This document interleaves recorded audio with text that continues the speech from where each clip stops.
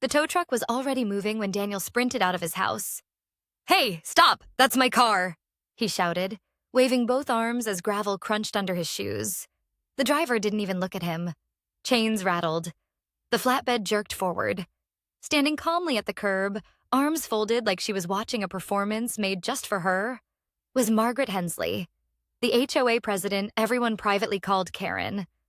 She wore a pressed blazer even though it was barely past 7 a.m., her lips curled in a tight, satisfied smile.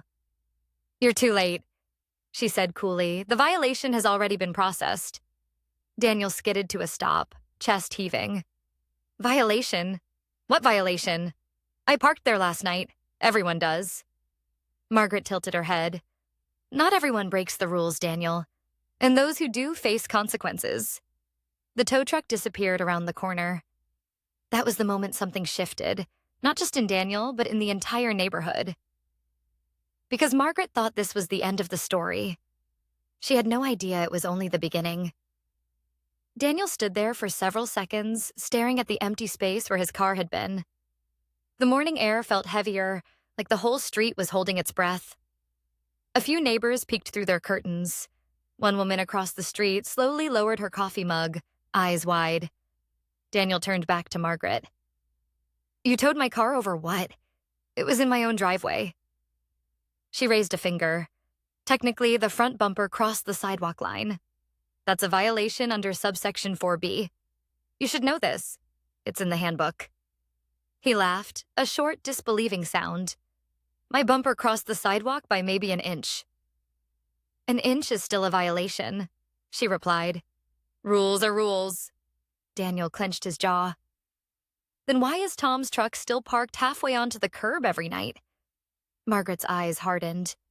"We're not discussing Tom. We're discussing you." He took a breath. "Margaret, I have a delivery scheduled today. That car is part of it. You could have knocked. You could have called." She stepped closer, lowering her voice as if sharing a secret. "I don't answer to you, and I don't make exceptions." Then she smiled again. "You can pick up your car from the impound lot and expect a fine in your email by noon." She turned and walked away, heels clicking sharply against the pavement. Daniel stood there, hands shaking, not from anger yet, but from disbelief. He pulled out his phone. Already there it was, an HOA email sent to the entire neighborhood. "Notice of violation. Repeated noncompliance will not be tolerated." His name was bolded. By mid-morning, people were talking. Quietly at first, whispers at mailboxes, texts sent between neighbors. "This feels personal," one message read. Daniel sat at his kitchen table, staring at the screen. He hadn't raised his voice. He hadn't threatened anyone. He'd followed the rules as best he could for years. But Margaret had always watched him differently, like she was waiting. His phone rang. "Daniel," said Mike, his business partner. "Where's the car?" "It got towed." "What?" Mike laughed. "You're joking."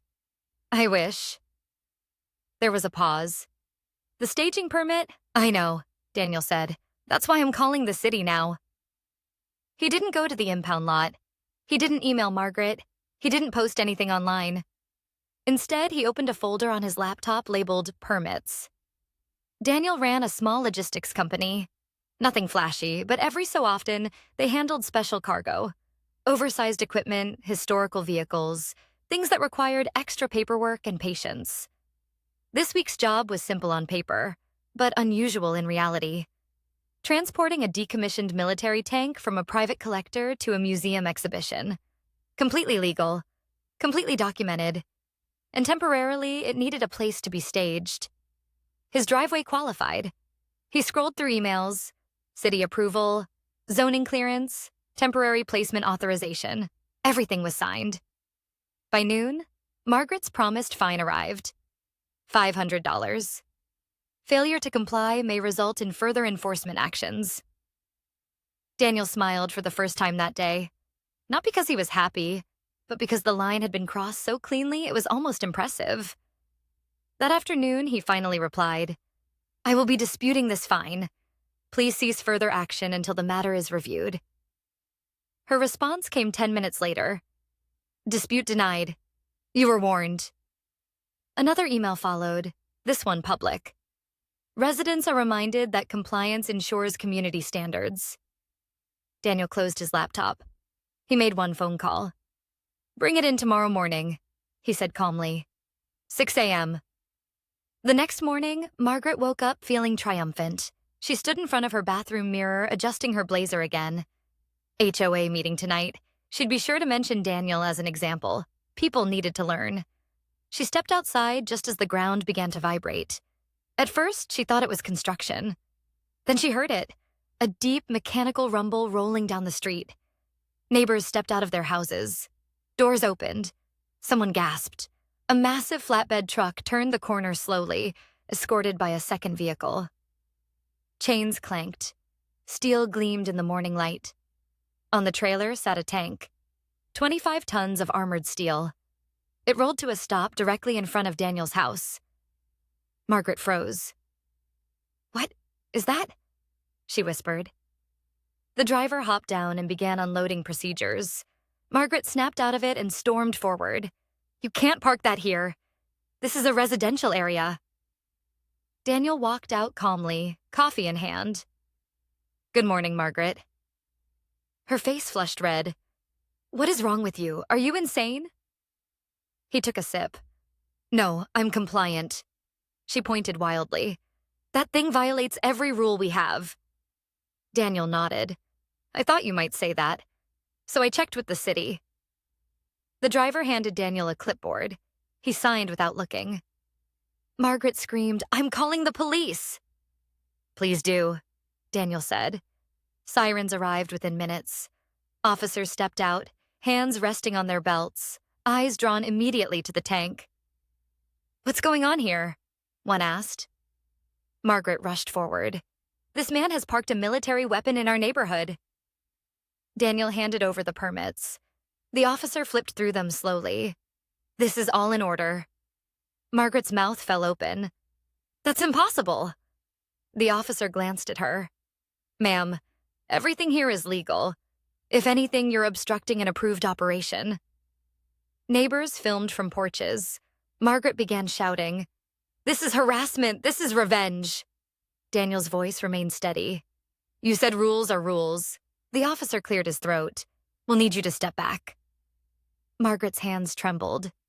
You can't do this. But it was already done. By evening, the entire neighborhood knew. Videos spread. The HOA board received emails. Dozens of them.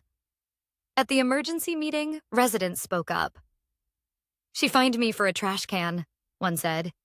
She threatened to tow my car, too, another added. Margaret tried to speak, but her voice was drowned out. A vote was called. She lost.